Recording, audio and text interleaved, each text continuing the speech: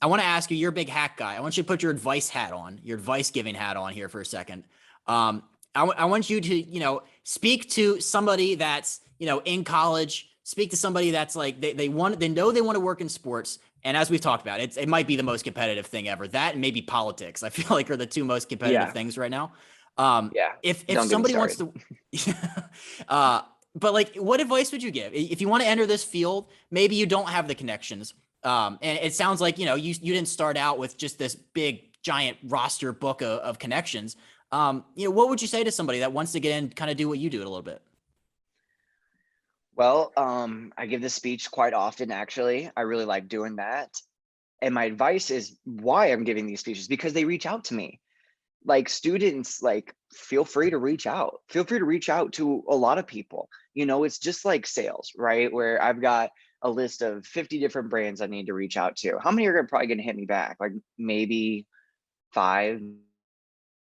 Like you really, but if I only hit up to six, how many are going to hit me back? Zero or one, right? So I think not only that, and not only having your like heart set on like one specific person. So, okay, I'm marketing rep. Maybe you have interest in being a marketing rep someday. Definitely reach out to marketing reps, reach out to people like me. I would really hope that others, who have broken through and understands their careers a little bit better than some of these other students would give students the time of the day. I don't I had a handful of people help me get to where I'm at, and I will forever be grateful. And I feel that that's kind of my calling, is to give back in those certain areas. So yes, reach out to people like myself if this is, the direction you want to go. I also recommend reaching out to the brand side, reaching out to the agent side.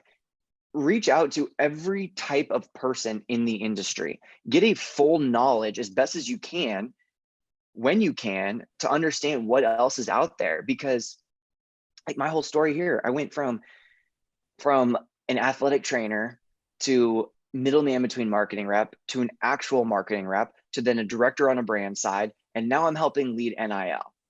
And those are five like similar but different areas, right? But it was through a lot of those experiences. So what happens when you don't have experiences? You ask questions, you reach out, you find what else is out there.